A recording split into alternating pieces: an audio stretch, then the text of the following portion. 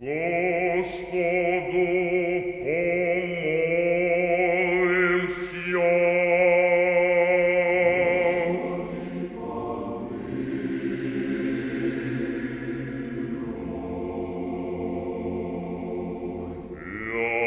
Яко свят еси, Боже наш, и Тебе славу воссылаем.